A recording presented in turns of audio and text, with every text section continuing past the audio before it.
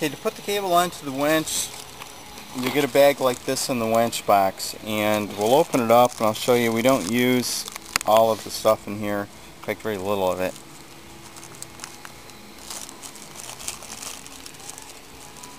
We're not going to use a washer, we're not going to use the spacer, and we're not going to use the spring, we're not going to use that bolt there. All we're going to be looking for is the saddle clamp and the bolt. Now there is a carriage bolt in the bag, but we don't use that either. We give you a longer carriage bolt, and that's in the manual.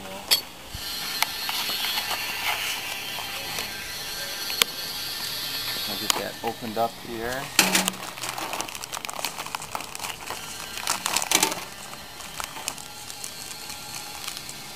It's going to help you put the cable on. Having that extra distance will help out a lot. So I've got the saddle clamp, the 1/4 inch nut, and the 1/4 inch carriage bolt. The carriage bolt gets put in from the inside out. There's a square hole there, locks in place. And the saddle clamp that's going to hold the cable is going to go to the outside. And then the cable coming up from the stand is going to go through the hole in the winch like that. To get over here so you can see what I'm doing.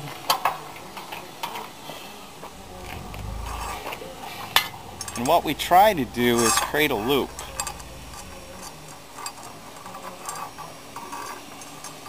Let's see here.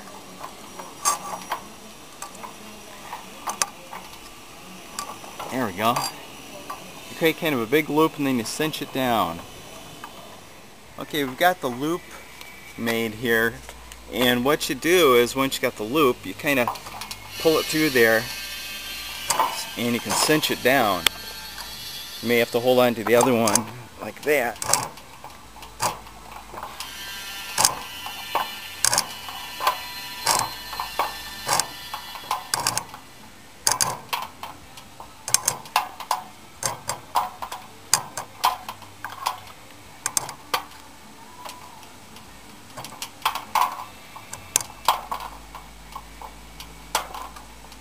That looks like it's getting pretty close.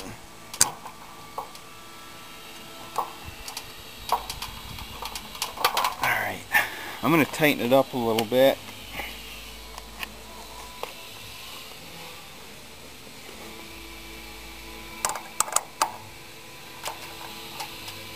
See if we can turn that. What you need to do is get the cable so it's kind of on the inside of there. There you go.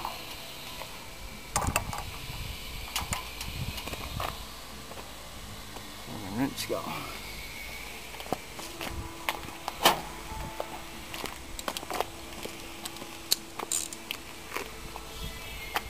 There we go. Kind of push that cable into the clamp more.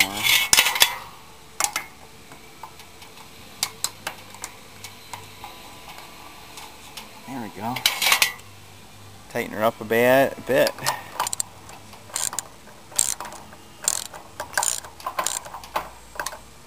There. I think we got her. So the whole trick to this is creating a pretty good sized loop and then cinching it down. You don't need you tighten that whole lot. That's just a 1/4 inch bolt, a 1/4 inch nut, and it can break easily. So be careful when you're tightening that up. And then once you have that done, it's just a matter of winding the winch up, and we usually pull on the cable a little bit. I'll get it started here.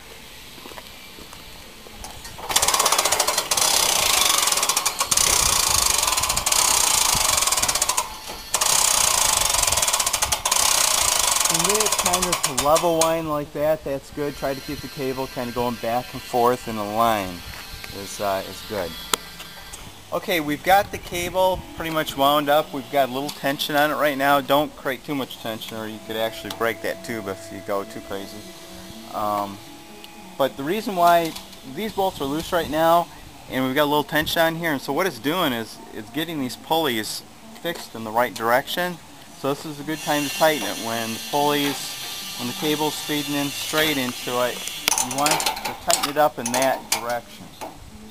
And you have to put something in the eye bolt to keep it from spinning. And you do that on all the pulleys. You know, you kind of put something in the eye and you tighten it up.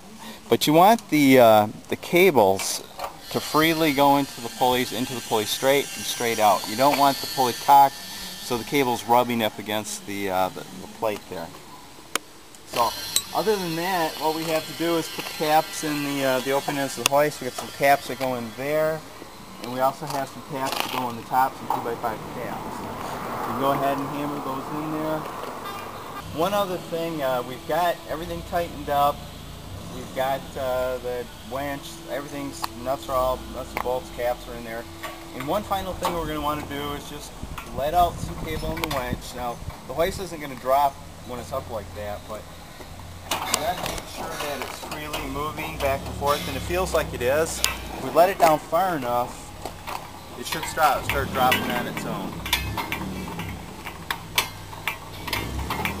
It looks like it is. So if it isn't dropping on its own, what you need to do is either loosen up these or loosen up the bottom ones. You've got some binding going on if it won't drop like that. So you may have to adjust a little bit after you're all through. So that's it. Other than that, the lift is ready to go. Read the warning stickers. You don't want to, ever have your hand in here in case the brake doesn't work. It does work counterclockwise. If you hear it clicking like that, it's working.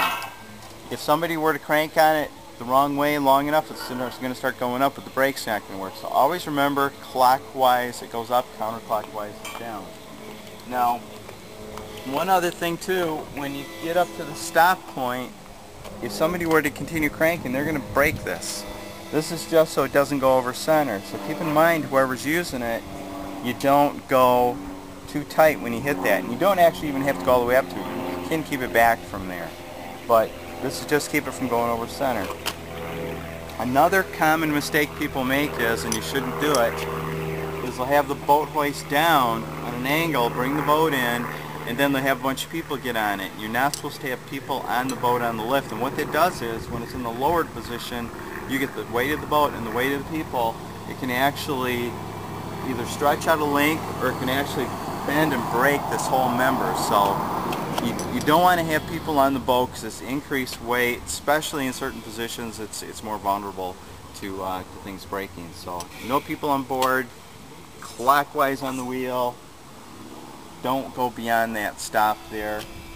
Again, these can be telescoped up. If this isn't high enough, they can go up another 12 inches, 6-inch increments. But again, they all have to be taken up the same. You cannot have this one low and the back one high, because the hinge points won't work that way. So other than that, read the manual, read the warning sticker, and happy boating.